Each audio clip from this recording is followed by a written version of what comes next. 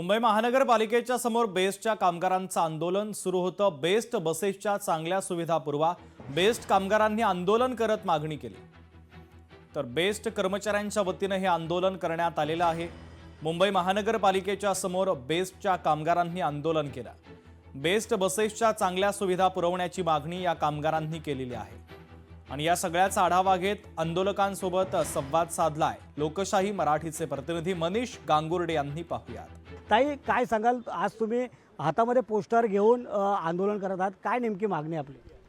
आमची 2017 पासून मागणी आहे आणि आज आहे मानव अधिकार दिन। तर वाहतूक, सार्वजनिक वाहतूक हा आमचा अधिकार आहे नागरिकांचा।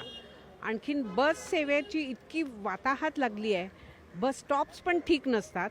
आणखीन बस भाडं वाढवल्यामुळे अनेक महिलांना, वृद्धांना, सगळ्यांना त्रास होतोय।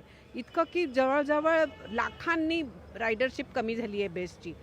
आणखीन महत्त्वाची गोष्ट असं की BMC आणि बेस्ट यांचं बजेट एकत्र व्हायला पाहिजे। त्यांनी ते वेगळं केलं आहे आणि त्यांना असं वाटतं की ट्रान्सपोर्टमधून म्हणजे वाहतुकीमधून आपण नफा करू। वाहतुकीमधून नफा कसा होईल शकेल?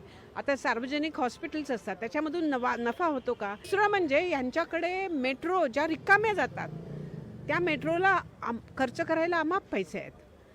कोस्टल रोड बनवायला अमाप पैसे आहेत। आता कोस्टल रोडमधून फक्त गाड्या जाऊ शकतात, सामान्य नागरिक नाही जाऊ शकत। ज्याच्याकडे गाडी आहे तोच जाईल। त्याच्यावर करोडो पैसे तुम्ही खर्च करता आणि BSTला तुम्ही सबसिडी देत नाही किंवा असं म्हणत नाही की BST ही तोट्यात जाते असा शब्दच वापरता कामा नये, कारण हा नफा तोट्याचा धंदा नाही आहे।